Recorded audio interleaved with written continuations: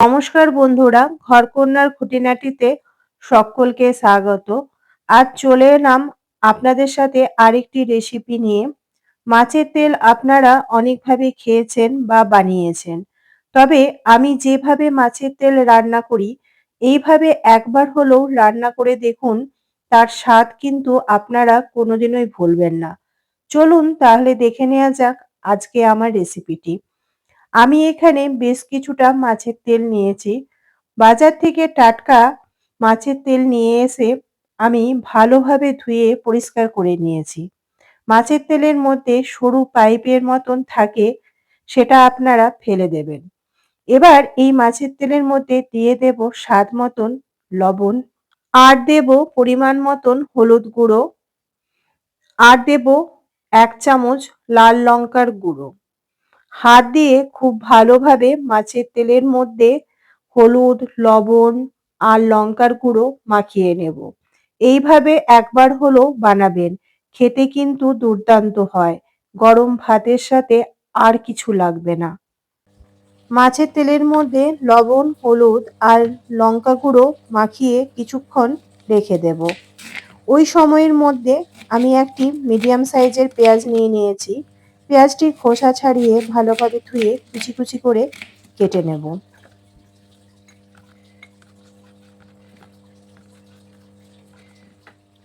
আমি এখানে একটা মিডিয়াম সাইজের আলুও ব্যবহার করব, তাই আলুটাকে খোসা ছাড়িয়ে ধুয়ে ছোট ছোট করে কেটে নেব। এই রেসিপিটিতে আমি আলুর সাথে একটি বেগুন দেব। শীতকালের বেগুন খুব ভালো মতনই পাওয়া যায়। আমি এখানে কালো বেগুন ব্যবহার করেছি, আপনারা সাদা বেগুনও দিতে পারেন। বেগুনটাকে খুব ছোট ছোট টুকরো করে কেটে নেব। আপনারা আপনাদের ইচ্ছে মতন সাইজে কেটে নিতে পারেন। এইরকম ছোট ছোট কাটলে মাছের তেলের সাথে খুব ভালোভাবে মিশে যাবে। পেঁয়াজ, বেগুন, আলু কাটা কমপ্লিট। এবার একটা মশলা বানিয়ে নেব, তাই মিক্সিং জারের মধ্যে দিয়ে দেব 4টে কাঁচা লঙ্কা, 5 থেকে 6টি রসুন কোয়া আর 1 ইঞ্চি আদা। অল্প পরিমাণ জল দিয়ে একটা মিহি পেস্ট বানিয়ে নেব। এবার রান্নাটি শুরু করব। কড়াইয়ে বেশ কিছুটা সর্ষের তেল দিয়ে দেব। তেল ভালো মতন গরম করে নিয়ে গ্যাসের ফ্লেম মিডিয়ামে রেখে মাছের তেলটাকে ভেজে নেব।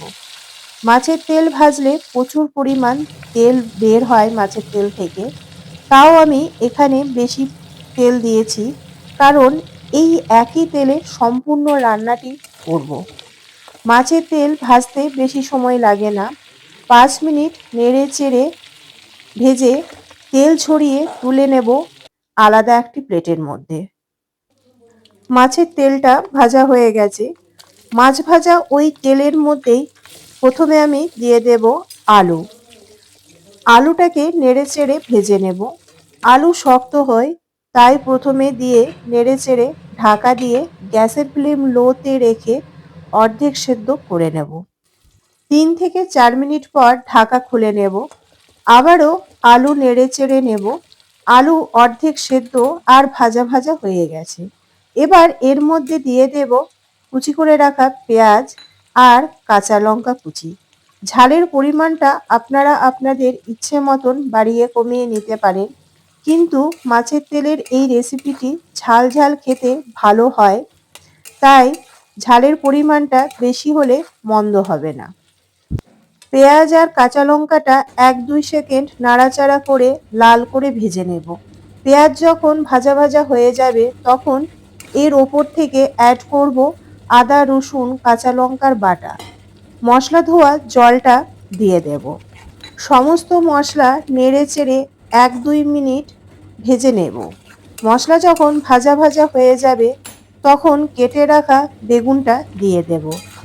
এবার বেগুনটাকে আলু আর পেঁয়াজের সাথে ভেজে নেব।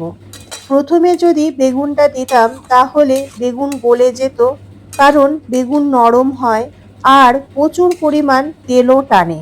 তাই বেগুনটা শেষে দেবার চেষ্টা করবেন, তাহলে রান্না ভালো হবে। সেই কারণে আমি প্রথমে আলুটাকে ভেজে নিয়েছিলাম, তারপর বেগুনটাকে দিয়ে দিলাম।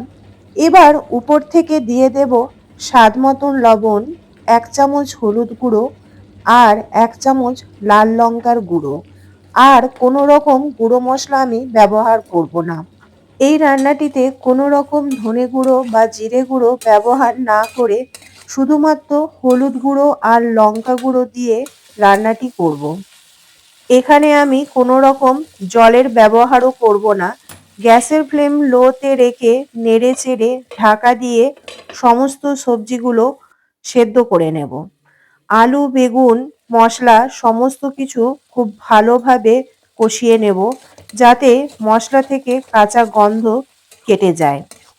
সমস্ত কিছু যখন সুন্দরভাবে ভাজা ভাজা হয়ে যাবে আর মশলা কষানো হয়ে যাবে, তখন দিয়ে দেব ভেজে রাখা মাছের তেল। মাছের তেল আগে ভেজে এইভাবে রান্না করলে তার স্বাদ কিন্তু অনেক গুণ বেড়ে যায়। এইভাবে অনবরত নেড়ে চেড়ে মাছের তেলের সাথে সবজি ভালো মতন মিশিয়ে শুকনো শুকনো ভাজা ভাজা করে নেব কিছুক্ষণ সময় নিয়ে। এই রান্নাটি আমি জল ছাড়া আর প্রথমে যে পর্যাপ্ত পরিমাণ তেল দিয়েছিলাম সেই তেল দিয়ে সম্পূর্ণ রান্নাটি আমি করে নিলাম। এইভাবে রান্না করলে তার স্বাদ মুখে লেগে থাকার মতন। সম্পূর্ণ রান্নাটি যদি গ্যাসের ফ্লেম কম করে আর ঢাকা দিয়ে দিয়ে রান্না করলে সবজিগুলো ভালো মতন সেদ্ধ হয়েও যাবে আর খেতেও কিন্তু সুস্বাদু হবে। আমার রান্নাটি কমপ্লিট। বেগুন আলু সেদ্ধ হয়ে গেছে আর শুকনো শুকনো ভাজা ভাজা হয়ে গেছে। দেখুন কতটা পরিমাণ তেল ছেড়ে গেছে। এইভাবে রান্না করলে কোনো রকম মাছের তেলের আষ্টে গন্ধ আর মাছের তেল তেতোও লাগবে না। এই রান্নাটা শুকনো শুকনো হবে। এবার গ্যাসের ফ্লেম বন্ধ করে দেব। গরম গরম ভাতের সাথে সার্ভ করব। এইভাবে আপনারা একবার হলেও রান্না করে দেখবেন। এতটুকু তেতো লাগবে না আর দুর্দান্ত স্বাদের হবে। একবার খেলে বারবার রান্না করতে মন চাইবে। মাছের তেলের রেসিপিটি যদি আপনাদের ভালো লেগে থাকে তাহলে কমেন্ট করে জানাবেন। আমার চ্যানেলে নতুন বন্ধু হলে চ্যানেলটি সাবস্ক্রাইব করে নেওয়ার অনুরোধ রইল। পাশে থাকা নোটিফিকেশনটা অল করে রাখবেন। আমি যখন রেসিপি শেয়ার করব তখন তার নোটিফিকেশন আপনাদের কাছে তাড়াতাড়ি চলে যাবে। আজকের মতন এই পর্যন্ত। আবারও দেখা হবে নতুন একটি রেসিপি নিয়ে আপনাদের সাথে। আপনারা ভালো থাকবেন, সুস্থ থাকবেন। ধন্যবাদ।